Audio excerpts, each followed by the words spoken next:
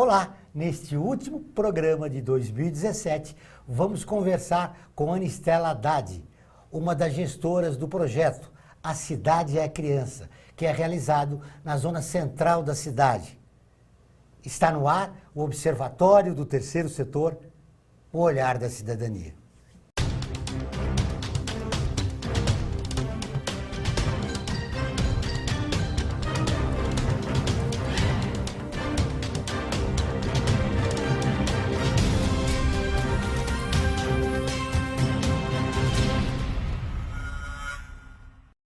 Anistela Haddad também coordenou o São Paulo Carinhosa. Tudo bem, Ana? Seja bem-vinda ao Observatório. Obrigada. Antes da gente começar a entrevista, vamos ver o vídeo que vocês realizaram a respeito desse projeto. Meu nome é Kelvin, tenho 11 anos e moro aqui no Glicério com a minha família.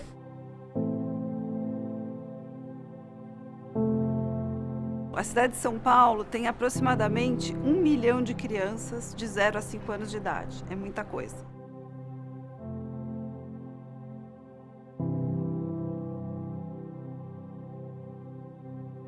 Os primeiros 1000 dias, eles são muito importantes na vida de uma criança para todo o futuro dela.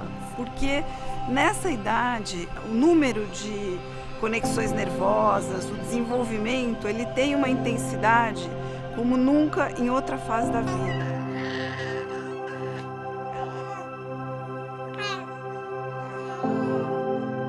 O pedaço chamado Glicério é um pedaço muito abandonado pelo poder público. Ele não vai crescer aqui, não. Porque é um bairro bom, ao mesmo tempo muito perigoso para criar um filho aqui. Tem muitas crianças aqui com 8, 10 anos que não conhecem a cidade de São Paulo. Quer dizer, o nosso bairro, de certa forma, ele está como que confinado, né?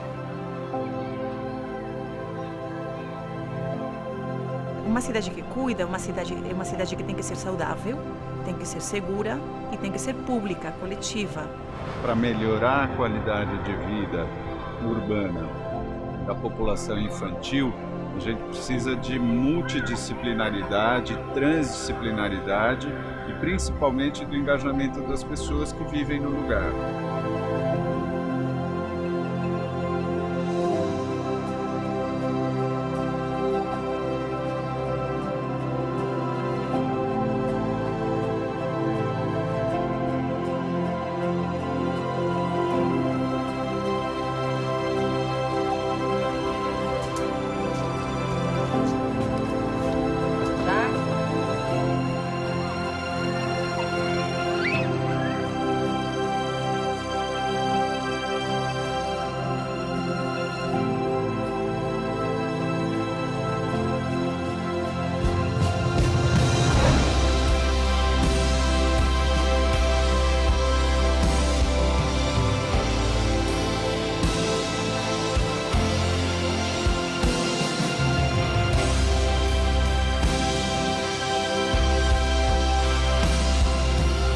Quando nós nos unimos, começou a haver uma dinâmica. Nós estamos numa escadinha de crescimento, né?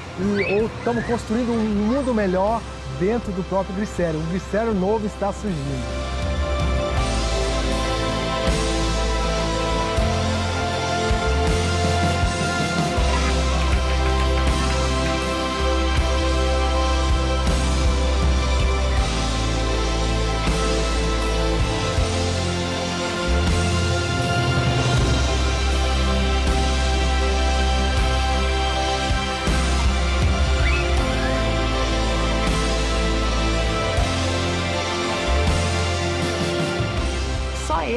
Da minha adolescência só sobrou eu. Todos morreram. Eu acredito. E é por isso que eu tô aqui.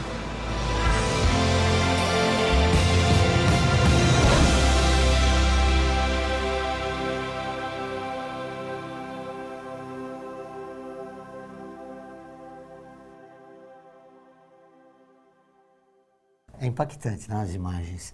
Há quanto tempo vocês desenvolvem esse projeto? Esse projeto ele começou, assim, decorreu da São Paulo Carinhosa, né? São Paulo Carinhosa foi uma política no período 2013-2016 e entre os territórios que a gente identificou como assim prioritários, né, para terem as políticas endereçadas, o glicério esteve entre eles e coincidiu com o trabalho de uma fundação, a Fundação Bernard Van Lier, uma fundação holandesa que trabalha já há décadas com o tema da primeira infância. E eles estavam interessados, a partir de uma pesquisa que aconteceu em algumas capitais brasileiras, sobre a vida das crianças em pensões, cortiços, que é uma situação bastante difícil. E aí, então, nós começamos esse projeto a partir dessa questão, submetemos uma proposta à Fundação e, então, demos continuidade ao projeto que já estava acontecendo na São Paulo Carinhosa como decorrência do projeto com a Fundação. Isso envolveu uma avaliação e envolveu esse documentário. O documentário tem por objetivo, assim, dar visibilidade, né, ao espaço onde às vezes as políticas públicas são necessárias e uma experiência de como que você busca ativar a comunidade, como que você busca aproximar os serviços públicos da comunidade de acordo com as necessidades, às vezes com a demanda que a sociedade mesmo traz e a partir do olhar da criança, porque a criança também consegue, se você der esse espaço e oportunizar, ela vai trazer essas questões. Isso que é muito interessante. Quantas crianças são beneficiadas com esse trabalho? Então, no Glicério, a gente tem o trabalho mais específico foi um grupo pequeno que se iniciou até como uma experiência experimental. A gente priorizou com São Paulo Carinhosa no território todo da cidade, o território todo é mais ou menos 1 milhão de crianças, né? Nós priorizamos entre, vamos dizer, 90 distritos, né? ou mais ou menos 30 regiões, 30 subprefeituras, 32 subprefeituras, 10 regiões que tinham os piores indicadores sociais. Indicadores, por exemplo, de gravidez na adolescência, de baixa escolaridade, de renda mais baixa. Então, nesses territórios, a gente já atuou com uma série de ações, entre eles o Glicério foi um desses territórios, né? Então, isso aí, eu não tenho a estimativa correta agora de cabeça da porcentagem de cobertura em relação às crianças todas do município, mas conforme a ação que a gente desenvolve, ela vai ter um alcance. As ações de cultura, por exemplo, elas tiveram um alcance mais amplo, a escola já é quase universalizado a partir de 4 anos, mas o 0 a 3 a gente ainda tem o desafio, né? 50%, e assim vai. A escolha da região foi confirmada agora, né, pelo mapa da desigualdade da primeira infância. É uma região realmente muito problemática, aquela da Sé. Isso. É uma região que tem muita história, tem uma comunidade, que chega e sai. Tem também já teve um histórico de imigração, hoje tem um conjunto de refugiados que chegam na região, mas tem também uma população que já está até no vídeo, tem o depoimento, o documentário traz o depoimento, por exemplo, de uma agente comunitária de saúde que cresceu lá e continua trabalhando pela região, né? Tem um desafio que é como que é o recorte. A regionalização, por exemplo, da subprefeitura e dos distritos tem um recorte. A regionalização da saúde tem um histórico que nem sempre tem exatamente o mesmo recorte. Então, conforme a política e o serviço que você está falando, né, também você tem que trabalhar com esses desafios das sobreposições ou dos buracos vazios, né? Segundo o mapa da desigualdade da primeira infância, 40% das crianças vivem nos 26 piores bairros, né, da cidade. Isso, na verdade o centro, se você pegar o mapa da cidade de São Paulo, o centro é mais velho e mais rico. E as regiões periféricas são mais jovens, as famílias mais jovens, e onde estão a maioria das crianças, e é onde estão os principais desafios e maiores dificuldades. Por isso que a política pública precisa escolher territórios e trabalhar de forma diferenciada para procurar reduzir desigualdades, né? Você sabia que todas as terças e quintas-feiras, ao vivo, às 14 horas, tem programa de rádio Observatório do Terceiro Setor? Lá recebemos especialistas que, junto com os ouvintes, debatem os principais temas da atualidade e do terceiro setor. Você pode ouvir pela Rádio Trianon AM 740 ou em qualquer lugar do mundo, pela internet, do seu celular computador ou tablet, pelo link que aparece na sua tela. Participe na construção de uma sociedade mais justa, solidária, sustentável e tolerante. Voltamos depois do intervalo.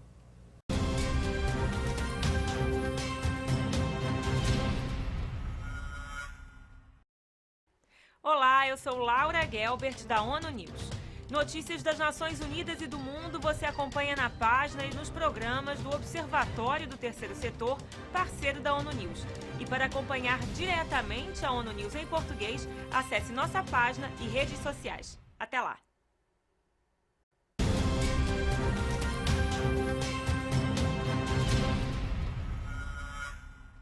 Estamos de volta com o Observatório do Terceiro Setor, o Olhar da Cidadania.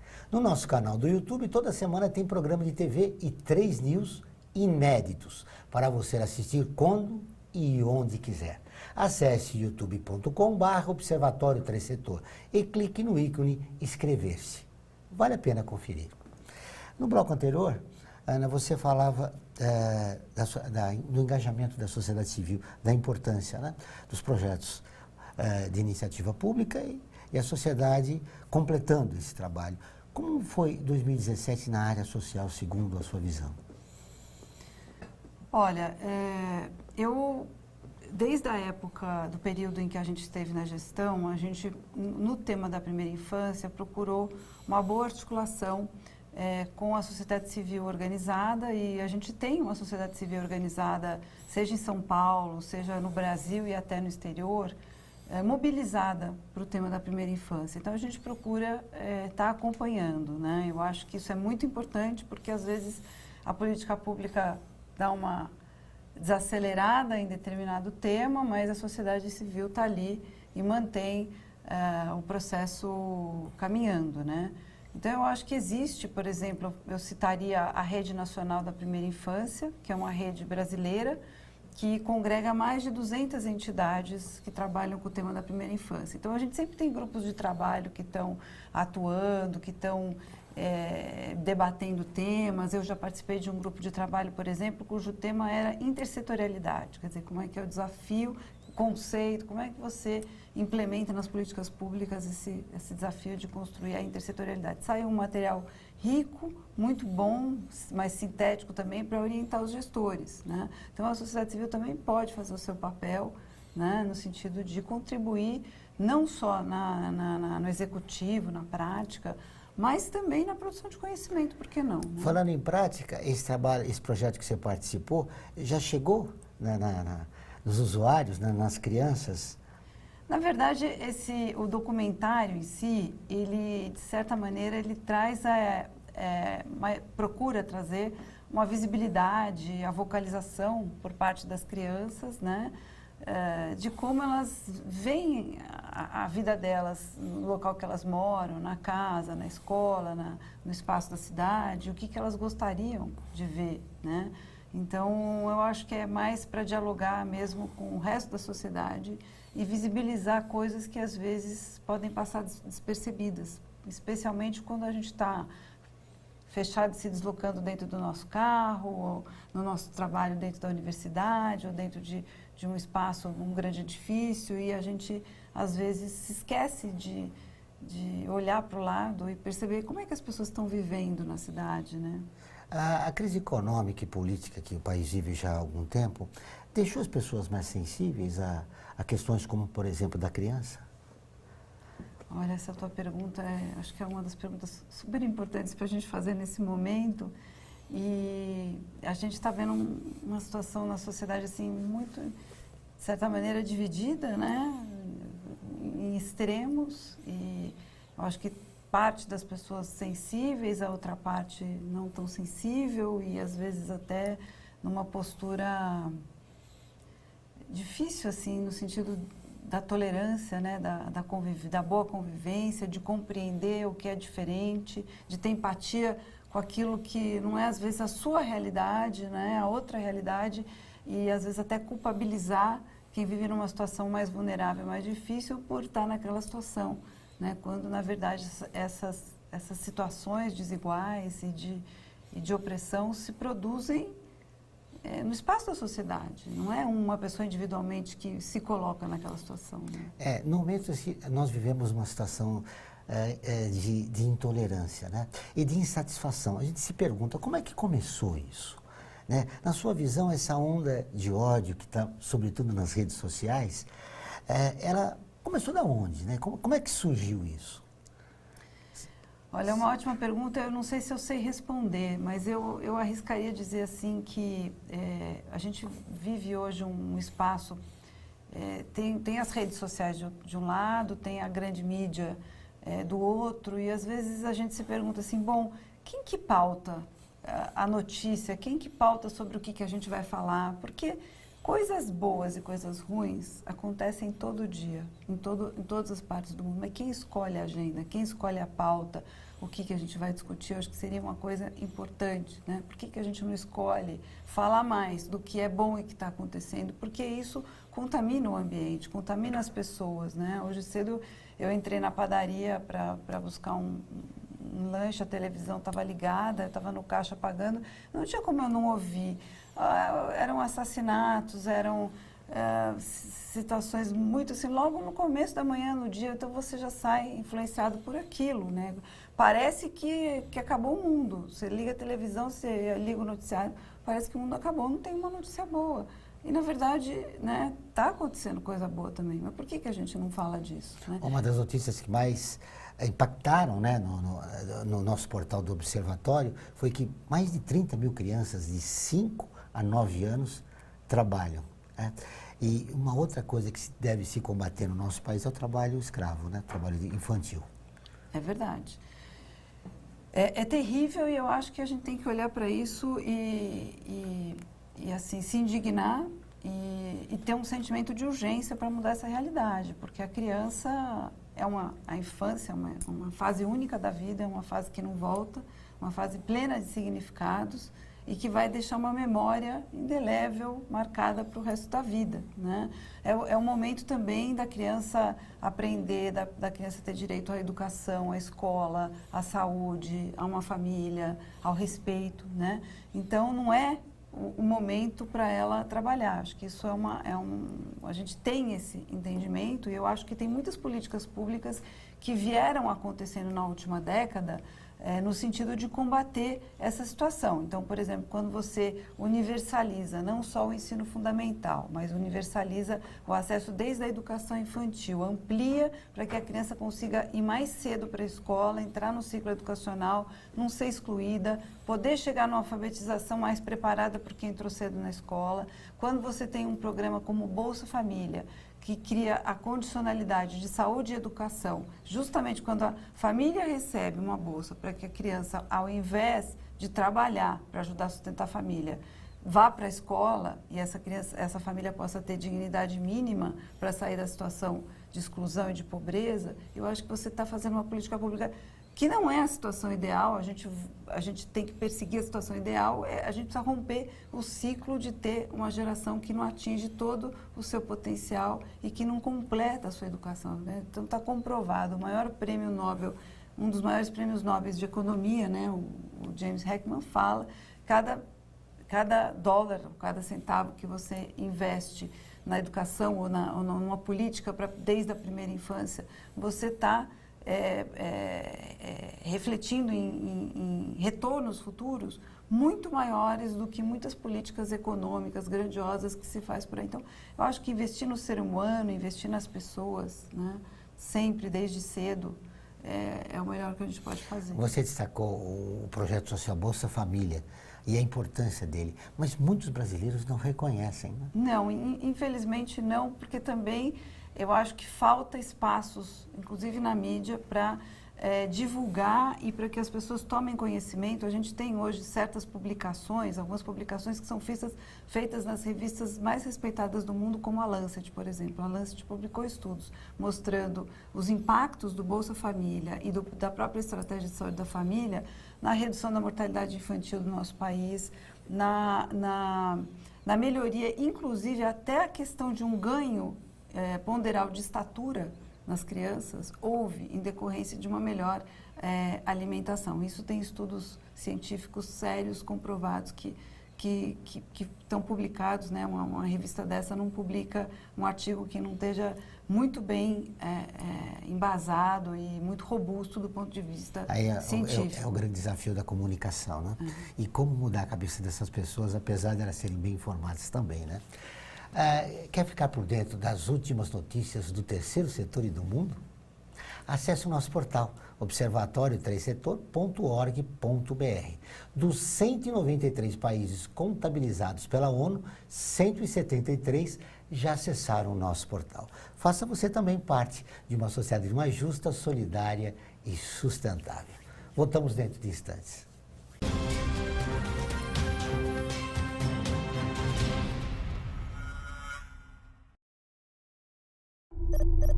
Internacionalizar a economia afeta o seu emprego? Para onde vai o Brasil? Ter opinião sem análise é só repetição. Repetição, repetição, repetição, repetição, repetição, repetição, repetição, repetição. Informação é importante. Análise é fundamental. Le Monde Diplomatique Brasil. Independente e crítico.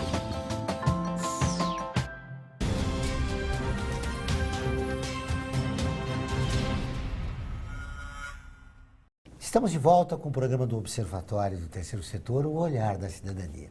Não esqueça, todas as quartas-feiras às 17 horas tem o programa Olhar da Cidadania na Rádio USP, com temas da atualidade e dos direitos humanos. Anote, todas as quartas-feiras às 17 horas na Rádio USP, em São Paulo 93,7 FM, em Ribeirão Preto 107,9 FM. Muito bem, no bloco anterior a gente falamos dos projetos, das condições do mapa da desigualdade da primeira infância. Como é desenvolver um projeto pensando a cidade com olhar direto para a criança? Então, esse foi justamente o tema do trabalho no Glicério e que foi motivado por um projeto maior, que é o projeto da Fundação Bernard Van Leer, que chama Urban 95. Por que ele chama Urban 95? Porque ele faz referência ao espaço urbano, visto a partir do olhar de uma criança que tem 95 centímetros de altura, que é uma criança de 3 anos de idade. Então, a pergunta um pouco é assim, como é que uma criança que tem 3 anos de idade, como é que ela vê a cidade, né? A partir da perspectiva dela, daquela altura e do que ela tem de vivência até então, né? Então, nessa perspectiva, você poderia perguntar para um gestor que quando ele for fazer qualquer planejamento de uma nova política, um planejamento urbano, se ele deve se perguntar, né? Porque se essa nova política for boa para uma criança que tem 3 anos de idade ou para as crianças em geral, ela vai ser para todos os cidadãos dessa cidade, né? E isso se coloca muito na atualidade, porque a gente tem vivido um rápido processo no mundo de urbanização, né? Então, cada vez mais, a gente já tem, em termos mundiais, mais de 50% da população mundial já vive em regiões urbanas. No Brasil é 80%. Então, cabe perguntar como é que está a qualidade de vida nas cidades, como é que a gente está vivendo nas cidades, né? E no caso das crianças, quando chegam ao mundo, quer dizer, que mundo é esse que a gente está oferecendo para elas viverem, para elas atravessarem sua infância, que lembranças e que memórias a gente está proporcionando para elas no espaço da cidade, que é também a casa, a nossa casa. A nossa casa não é só da porta para dentro de onde a gente mora na cidade, a gente vive, a gente deve conviver na cidade, a gente não deve estar só cercado por grandes muros, né, se protegendo da cidade. A mulher está mais consciente do seu papel na sociedade? Eu acredito que em muitos meios, em muitos contextos, sim. Em alguns contextos, por exemplo, os de maior vulnerabilidade, ainda é muito difícil. Quando você tem que lutar muito pela subsistência, pela sobrevivência, você ainda não... É difícil endereçar essas questões, né? E existe um ciclo vicioso colocado quando, por exemplo... vamos supor, uma gravidez na adolescência. Então, a menina, às vezes, se ela estiver fora da escola, ela tem mais chances de engravidar, fora de um momento planejado. Às vezes, ela não tem, apesar do sistema de saúde querer proporcionar, nem sempre ela consegue o conhecimento, a informação e os meios para fazer o planejamento reprodutivo. Aliás, ela deveria não ser só ela, deveria ser ela e o adolescente, porque deveria ser uma responsabilidade compartilhada, e muitas vezes não é, né? E aí, quando ela engravida fora de hora, ela sai da escola, aí ela já se atrasa, ela não quer voltar porque ela vai estar depois defasada, ou ela precisa cuidar do bebê, e aí ela vai ter uma baixa escolaridade, ela vai ter dificuldade, e isso se reproduz de geração em geração. Ou seja, vivemos ainda numa sociedade machista? Eu acredito que sim. Como é que nós mudamos essa situação? Todo dia, de várias formas, combatendo muito as desigualdades que acontecem, às vezes, em pequenas coisas, nas menores coisas. Eu acho que a gente tem que cada vez menos aceitar. No processo de educação, desde muito cedo, quando a gente educa o menino e a menina, não diferenciando uma série de questões que, às vezes, começa a se diferenciar muito cedo, né? Desde o tipo de brinquedo, dos filmes e de como os desenhos identificam o imaginário feminino e o imaginário masculino. Tem muita coisa aí para a gente seguir trabalhando. Você né? destacou um aspecto importante. A gente fala muito da violência física contra a mulher, mas outros tipos de violência que são subliminares e que acontecem diariamente, né, nas relações entre homens e mulheres. Sem dúvida, sem dúvida. O próprio espaço que cada um tem, às vezes até dentro de casa, né, a importância que se dá para uma conquista que o menino fez ou que a menina fez, ou quem é que ajuda a mãe nos trabalhos domésticos, será que deve ser só a menina? Às vezes ela vai ter menos tempo para brincar ou para outras coisas, ou que tipo de brinquedo você oferece para um e para outro. Quer dizer, tem muitas formas aí de diferenciação que pode começar cedo. Quando você estimula, algumas campanhas publicitárias já têm agora trazido essa pegada, né? Da menina dizer, eu posso ser o que eu quiser, eu vou ser o que eu quiser, né? E quantas mulheres, às vezes, na vida adulta, fazem o reconhecimento de que fizeram a opção por determinada carreira porque receberam o apoio, o estímulo, e alguém acreditou nelas, né, que aquilo pudesse ser. Então, eu acho que as relações familiares que se constroem desde cedo, e um pai e uma mãe também, que às vezes estão com uma baixa autoestima ou com uma baixa escolaridade, não conseguem transmitir para essa criança, muitas vezes, a segurança e a autoestima que ela precisa para se desenvolver bem. Eu acho que todo o aprendizado, ele tem um aspecto emocional muito forte desde o início, né? Ele vai ser racionalizado depois, mas as condições precisam ser dadas, né? Muito bem, estamos no final da nossa entrevista, foi um grande prazer recebê-la, e eu gostaria que você me dissesse, em termos de perspectiva, como você vê 2018, em relação à criança, ao adolescente e, sobretudo, à mulher, que você acabou de falar? Olha, eu queria aproveitar esse encerramento para elogiar o Observatório do Terceiro Setor. Não é a primeira vez que eu venho, mas é um programa assim, que eu acho que sempre traz pautas muito relevantes e tem ajudado a ocupar um espaço muito importante, que algumas outras mídias alternativas também têm procurado fazer. Então, parabéns para vocês, porque eu acho que vocês, de fato, ajudam a construir uma sociedade melhor com esse tipo de informação. E é isso que eu espero. Eu queria desejar que para 2018 a gente tivesse mais tolerância, tivesse mais amor, mais amizade, pudesse ter mais empatia por quem é diferente da gente, mais aceitação, porque a riqueza da nossa sociedade também está na nossa diversidade, de olhares, de pensamentos, de cor, de raça, de gênero. E é assim que a gente pode avançar mais e construir um mundo melhor. O programa do Observatório do Terceiro Setor desta semana fica por aqui. Mas para continuar nos acompanhando, acesse o nosso portal observatório3setor.org.br. Participe e fique por dentro das novidades do terceiro setor e do mundo. Lembrando que o Observatório atinge mais de 1 milhão de pessoas todo mês. A partir da semana que vem, reprisaremos todos os programas solicitados de 2017. Eu vou dedicar 2018 a você que luta por uma sociedade mais justa, tolerante e sustentável. Coragem. São os sonhadores que transformam o mundo. Até 2018.